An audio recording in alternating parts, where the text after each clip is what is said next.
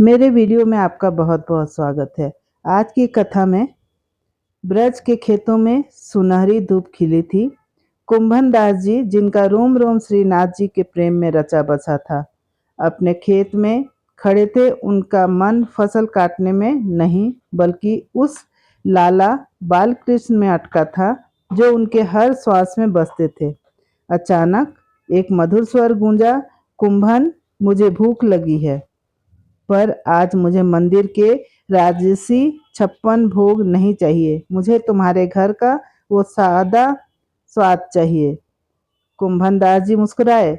उनकी आंखें भर आई। "मेरे प्रभु को क्या चाहिए?" श्रीनाथ जी ने नटखटपन से उत्तर दिया, "एक सीधा सादा भोजन, ज्वार की महेरी, महेरी अर्थात दलिया, ताजा दही, दूध, बेजर की सोंधी रोटियां, टेटी, कैर की सब्जी, केरड़े का तीखा अचार, बस इतना ही, इससे कुछ ज्यादा नहीं।"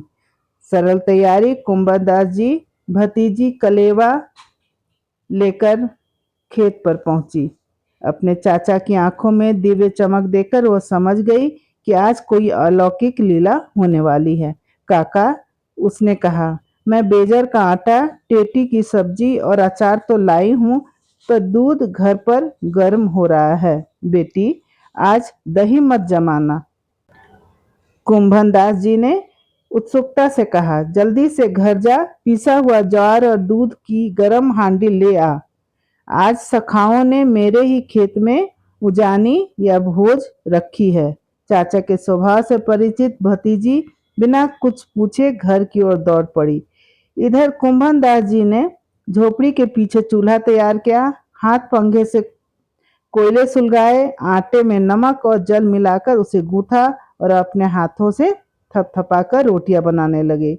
रोटी की हर थपक उनके हृदय की धड़कन थी, और तवे की फूलती एक रोटी, एक प्रार्थना, वन भोज, छाक लीला। जल्दी ग्वाल बाल सखा आ पहुंचे।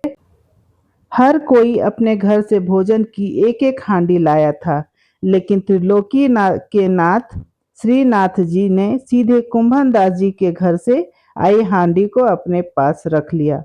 एक घने छायादार पेड़ के नीचे छाक लीला शुरू हुई।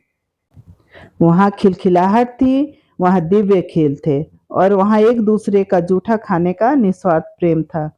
जब सब भोजन के लिए बैठे तो सबने अपनी अपनी हांडी से पकवान परोसे, लेकिन जब सबने श्रीनाथ जी की हांडी से चखा, वही जिसे कुंभन दास जी ने तैयार किया था, तो सब ठिठक गए। वह केवल भोजन नहीं था, वह अमृत था। साधारण बेजर की रोटी और टेटी की सब्जी का स्वाद स्वर्ग के व्यंजनों में से भी अधिक दिव्य था। आनंद का गायन। तृप्त होकर श्रीनाथ जी ने कुंभन दास जी की ओर देखा और धीरे से बोले, "कुंभन, मेरे लिए कुछ गाओ।" परमानंद की अवस्था में कुंभन दास जी ने सारंग राग में कीर्तन छेड़ दिया।